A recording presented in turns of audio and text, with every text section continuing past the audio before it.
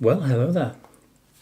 Long time no talk on YouTube Live. It's been a little while since I've gone live on here, it really has. For today, I'm going to stay on for probably about half an hour or so. I'll just show you what I'm working on. As you can probably guess, well, especially from the title as well, it's a robin. I know.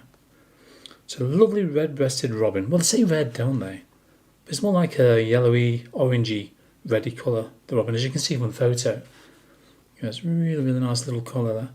All I'm doing at the moment, I've got my size 00 brush, a little bit of burnt umber and burnt sienna. Just very lightly, just going over some of those tiny lines we can see. All these pencil marks I've already drawn on. Now, I've already started, as you can obviously see. I've done the background, I've painted the eye, and I've painted the beak. Now, even though you're not seeing that, don't worry, because what I intend to do at the end of all of this, because it's all been recorded, I've recorded before as well, I'll make it into a YouTube video of some form, okay? So you can see the way that goes and how it all goes together as well. Okay, I'm just going to go over these lines down here very lightly. Now, I've barely loaded this brush. Just going to very lightly load it like that. I'm going to roll as I pull away and tap it a couple of times with some kitchen roll like so. Just take some residual paint off the brush. Then very lightly just go over the pencil marks. And the reason why I do this is because it helps to seal that pencil in. Because I'll be adding wet and wet washes over the top of this, I know for a fact that my pencil marks will just simply disappear. So all you need to do, with a barely loaded brush as I mentioned, is just go over those lines very, very carefully indeed. Like this, look, barely touching. So I'll find that liners.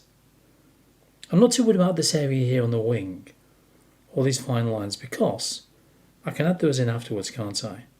As I'm working on the wing here. My aim today is to show you how to do the wet and wet washes really for the chest, for the head and the chest actually, because they're quite important. It's like the foundation of the painting, you know.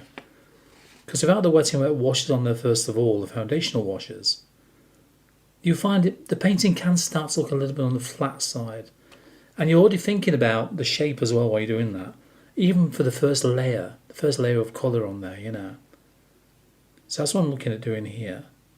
Very carefully, very lightly. Just going over these lines, only a few more left to go really. They went into the wrong colour then. So as I mentioned, this colour is burnt sienna and also burnt umber. Just mixed to a watery consistency. So very similar to tap water. That kind of watery consistency, you know. And just working my way down to the base of the tail. Very carefully putting this colour on. Okay. A little bit more down here now.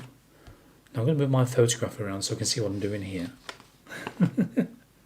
Now if you're interested, I've just been working on a rhodia, which incidentally is next month's main tutorial on Patreon. I know, main tutorial. I'll show you the picture of that actually, so I think I've got it on my system here so I can show you. And it's a nice little sort of display on there. Let me just give you some ideas what that one is.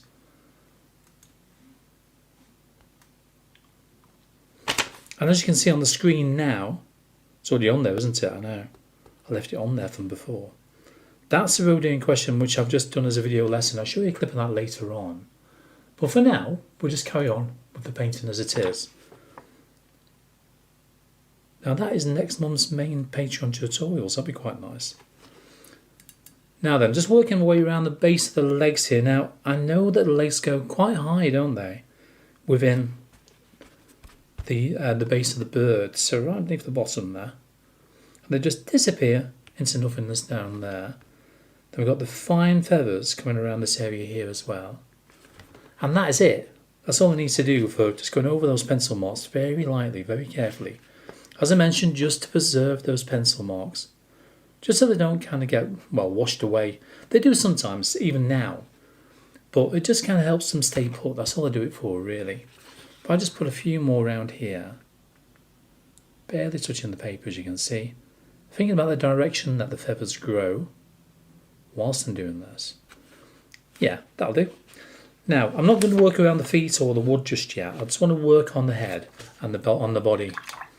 just so I can get the colours on there. Now I'm going to go for, let's have a look, chest colour. Now that's a bright colour, isn't it? So I'm going to go for like a lemon yellow first of all, with maybe a touch of cadmium orange mixed in with that, and maybe a touch of Scarlet Lake, and maybe a touch of alizarin crimson as well. Okay, so let's go for that. I've got my half pans here ready to go. So I'm going to go, as I mentioned, lemon yellow. Okay, pop that one in. Lemon yellow. Lovely colour, really is. And the next colour I want to go for as well, let's have a quick look on my palette here and see what we've got. Now I'm going to go for a bit more lemon yellow in there. The cadmium orange, which is this one here. Look.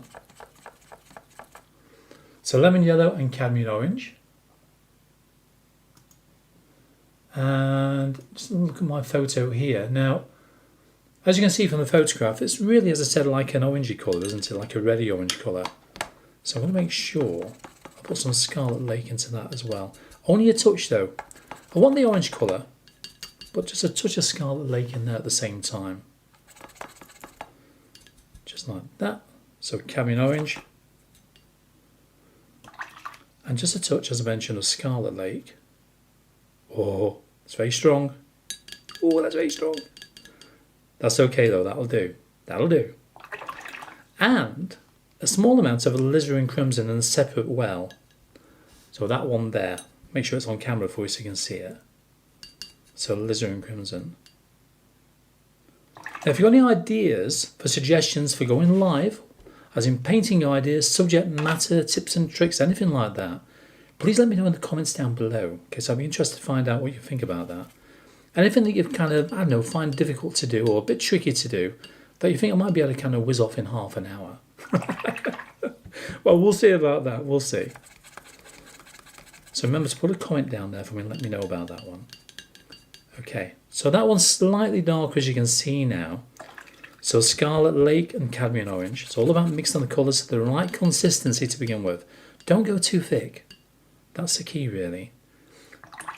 When we're working with watercolours, you start off with a watery wash first of all and gradually get thicker for every subsequent layer that you add over the top. And that's how I tend to work it, you know. Okay, wash that brush out. Clean brush. This is a size 6 by Rosemary & Co. Okay, this is the XP Series 366, just out of interest. I'm going to wet all those, well, kind of yellowy, orangey, reddy areas. So a blob of water there. I'm going to move that around. Move it, move it. Move it around. Don't forget around there as well. I'm going to try and avoid the beak and the eye. Remember, as I said, that there will be a video on this as well, on both the eye and the beak. Probably a time-lapse video, something like that might do, unless you want me to produce that video solely for those two elements, you know, the eye and the beak. Let me know, okay? So wetting the paper. Now I don't want to fully wet it, I don't wet it so it's soaking wet. So as the great Bob Ross used to say, running down the paper like a waterfall, or in this case a canvas. If you don't know who Bob Ross is, look him up on the internet, okay? One of my favourite artists, he really was. So you wet it over the top and allow it to soak into the paper a little bit. And then I'm going to drop in the yellow first of all. Okay, can you see that? Just. So lemon yellow. This is going to be too bright, remember this. Really bright to begin with. Look at that, look at that. Oh yeah, no, no, no. Really bright. Help. I know. That's shockingly bright, really is. Okay, wash that brush out. Take most of the water off that brush on some kitchen roll or paper towel, whatever you want to call it. I suppose it depends on where you live, doesn't it? What country you live in. And just mix it around, push it around that paper. It looks extremely bright at the moment, but bear with me, bear with me. I know what I'm doing.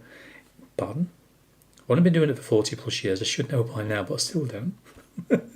I still make mistakes. I hope you do as well, because we learn from our mistakes. Okay, a little bit more down there. Then for the orange, the one with the Scarlet Lake and the cadmium orange, or the other way around, more cadmium orange and Scarlet Lake. I'm going to drop that one in as well. You can push this around this wet paper. The key is not to have it too wet, but also not too dry. And also consider or you applied that water first. And the reason why is because you know that area will dry the soonest. So you've got to keep working around those areas. I'm going to go back to the top here. That's starting to dry there already. I know. The reason why I put the yellow on first of all is because it acts like an undertone. I think there was a group called the Undertones, wasn't there? Yeah, anyway, acts like an undertone to the colour. It makes that colour stand out really well. Just a little bit more down there. And then touch more around here as well. Now if you remember, if you've got any questions you want to ask, make sure you post them on here now in the live chat, or if you're watching this on catch up when it's not live as such, then still put a comment in the comments section down below the video anyway, okay? Because I'd like to hear from you and see what you think I could do for you for something that's going to be live. Oh, scary. Then I'm going to go for the darker colour. I know. I'll start dropping that one in. As I mentioned, even at this early stage, I'm going to start thinking about the shape. So when you look at that reference photograph, you can see down there, look, that the photograph is slightly darker, only slightly, the lower down the chest you go, and to the right hand side of the chest as well. And this isn't the darkest colour. I know, when you look at that photograph again, keep looking at that photo please, every few seconds, that's what I try and do. You see that towards the head, it's more like a browny orange. So we'll need to mix that as well and add that one in, but not just yet. This needs to be dry first. Otherwise, it just mix and mingle. It will go very dull in the colour. I'm trying to keep the colour nice and bright if I can. Get a little bit more under the eyes. All about taking your time, keeping the paper wet. Again, thinking where you've, not been for a while, or not been up there for a while, I'll kind of just go back up there and re-wet it with a bit of colour. That's all I'm doing here at the moment. Okay, touch more down there. And I do think sometimes, that should do for this area here. So now what I want to do is think about the brown. Now, when I look at the head and the wings, you're looking more like like an ombre colour. I'm trying to think. So with that one, I'm thinking yellow ochre maybe, burnt sienna, burnt umber. Now the darker colour, we'll go into that later on, or another time maybe. That depends if you want me to carry on with this one next time on live. Let me know. So the dark colour will probably either make one up or use a pre-made black. I do sometimes do that. I do. I don't know about you. I do sometimes. In my older videos, I used it all the time, mixed with another colour. And I still do occasionally, as I say. Okay, let that dry. And let's mix all that next colour now. So I'm going to go for a mixture. Get rid of that green in there, look. Of, yellow ochre. Let's go for that one. It's all dried up in my half pans here. So yellow ochre. As you can see, I'm quickly running out of space on my mixing well here. I've got one of these lovely ceramic mixing palettes. I've had these for years. I've got more than one. Got a fair few of them. Depending on how many tutorials I'm working on in one go. I want this, again, to a watery consistency. Now we've already got a brown, which is this one here. Now that's burnt sienna, as I said, and burnt umber we used for outlining some of the fur. Oh, did I say fur? I meant feathers. I've just painted roe deer, don't you know? And then we've also got, so we can use some of that in there if need be. And I'm thinking about the other colours. It's got raw sienna in there as well. That might do, for now. Oh, I'll tell you what, I'm going to go for raw umber. I do like raw umber. Raw. We'll go for that one. And we'll pop that one just off camera. There you go, can you see that? Only just in there, look. So a bit of raw umber in there. Again, to a watery consistency. Make sure put a bit of water in that, so it doesn't be too thick to begin with. Okay, right. Now I need to dry this, but whilst I'm drying it, what I'm going to do, I'm going to show you the roe deer, okay, the one I've just painted. I've got half a minute literally, and show you what that's all about. So bear with me literally for about 32 seconds, or something like that anyway. We'll start off with the background, and that's going to be a standard wet in wet background. The first thing I like to paint on the roe deer are the eyes. I think for me, That gives a bit of life within the painting, doesn't it, to begin with? I started the nose by working on a wet and wet wash to begin with. We're going to start off with very basic wet and wet foundation washes. Then we can work on those antlers. Then we use some white paints, some opaque whites or watercolour whites, which I very often call it. Once we've got all that done, then we have to paint the grass. So I think it's about time we got them brushes wet, don't you? And let's get started. God, is that finished already? God, that was quick, wasn't it? And that is just about dry. Yeah. What I tend to do, apart from the warmth of the paper, if you put the back of your hand on there, once it's not too warm after the hairdryer, if it feels cold, I mean really cold, but yet dry to the touch, you know, it's still damp underneath. That's what I find anyway, and that feels fine, even though it's probably still a bit warm. So remember that. That's how I tend to kind of gauge how kind of dry a piece of paper is. Also, you can see the paper cockle, can't you, sometimes? So just bear that in mind. Right, okay, let's carry on with this one then. See what we can do with the head. So once again, I'm going to dampen it down first of all. Just dampen it. Don't wet it too much. You find if the water just kind of encroaches within the orange and the orange isn't quite dry, it might not be dry, we'll see in a bit. It might put a bit of a blemish there, but don't worry if it does, because it doesn't matter, we'll be putting lots of detail over this anyway. Well, say we will be, I know I will be. It depends if you want me to show you as well on another time doing that. Okay, we have got a Robin video lesson here on YouTube, at least part 1, and you go to my website to see all the other parts, patreon.com/The Devon Artist. Okay, you can see it up on the top right corner of the screen there. So if you want to learn how to paint a robin from the start all the way through to the finish on a real-time video, that's where to go. And just join as a free member, and there's loads of free content there for you as well. If we can get the words out today. So just dampening down the feathers first of all. I want to re-dampen as well. The more times you dampen it, the wetter it goes. No, the more times you dampen it, it will stay wetter longer. See, normally when I'm doing a video, I can edit that out. So it will stay wetter that little bit longer. And that's why I tend to go over it probably at least 2 or 3 times when I'm wetting an area. Just be careful when you're going over those pencil marks, even now, that we put a bit of colour over the top of them. Because there's still a chance you might blur them away. And if you do, not a problem. We can just sketch them back on over the top of the paint again if need be.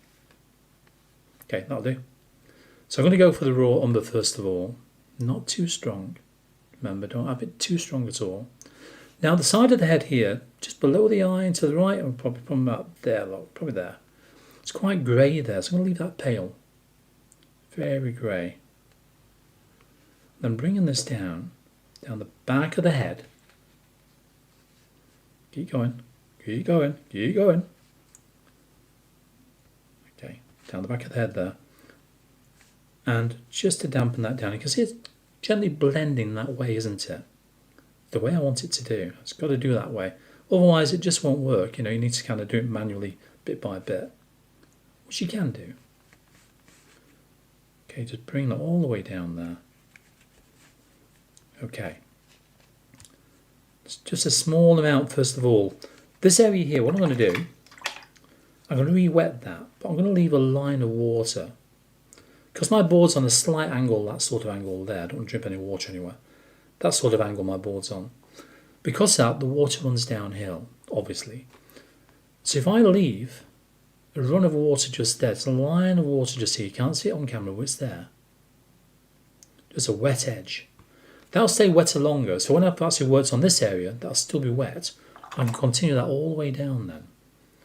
Otherwise, what can happen, going to the brown in a minute, what can happen is that you'll end up with a very sharp edge. Again, at this level of the painting, it doesn't matter too much. So once again, the brown colour now, adding this on, it's a bit strong, but I can kind of soften that down a little bit as well. A little bit strong. So I take most of the water off the brush, and then I'm going to soften that down just a touch there, like that, like blend it in, tiny circles, that's all I'm doing. Tiny, tiny circles and blend it. So we've got a nice transition from one colour to the other, we really have. It's not too bad actually, that. Remember, it's only the background wash, we've got plenty of detail to add over the top of that. The same will apply down here, so I'm going to re-dampen again. Just here, this area here, look. Bit of brown. Not much, just a touch. Just in places. Just to vary the colour on the paper initially. That's all we're trying to do here. I could even afford to go a bit richer with the raw umber. What do you want to do? Probably around this area here. Yeah, probably somewhere like that, I would say. And probably down here as well. Now, when you look at the wings, I'm just looking at my photograph here, you can see the wings around this area here, they're actually quite bright, aren't they? So I'm thinking about that. What I might need to do is get some burnt sienna, some more burnt sienna within my brown. So let's get some of that now. Now, my burnt sienna's nearly disappeared here. Do take note, I've always got an old brush here from doing my mixing work with. Because I don't want to ruin the tips on my lovely, decent brushes like that one there, you know, because they're not too expensive, those brushes. But still, you don't want to ruin them at all, do you? So just use an old brush for kind of extracting the paint from the half pans. If you're using tube paints, it's not too much of an issue. But even so, when you're mixing within a mixing well like that, you can still damage the tips of those brushes if you're not careful. Touch more burnt umber in there as well, just to tint it back. And then I'm going to use some of that one in there as well. But this is going to be more towards this area here, I think. Redampen. Go over brush, do my over brush. My size 6, much better for this area, isn't it? So redampen the area, grab some of that colour, and drop this in as well. A little bit more of that, bit of mixture of the two. I want it to be fairly bright in this area here. Remember, this is a background colour, it's the lightest colour that I can see within this part of the wings. Because they are quite pale there, aren't they? They really are. Okay, just down here, down the side. Now I've got about 6 or 7 minutes left to go, so if you've got any questions you want to fire, anything that you want me to try and answer, please let me know.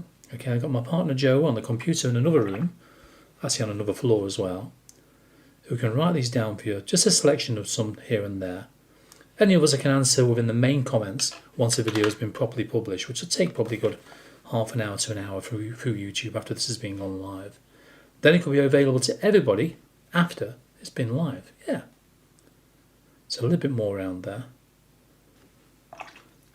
So remember what I said earlier on, if you've got any ideas of things you want me to paint, let me know. Or tips and techniques really, more than anything as well, because I mean, it's quite interesting to kind of go over a different technique with you. Okay, just dampen that area down there. Bit of more of the raw umber in there, just off camera. Just colour on the paper, that's all I want here though. And probably a touch of that one as well. So they're the first colours on both the wing, touch that one back in, the wing, the head and the chest. I just need something on the front there, on the belly. So what I'm going to do, without having to get the hairdryer out again, I'm going to wet the chest and the belly. So all this area here, this is all dry now hopefully. Clean water, wet it through. And re-wet it. Remember, wet it 2 or 3 times, that's what you want to do.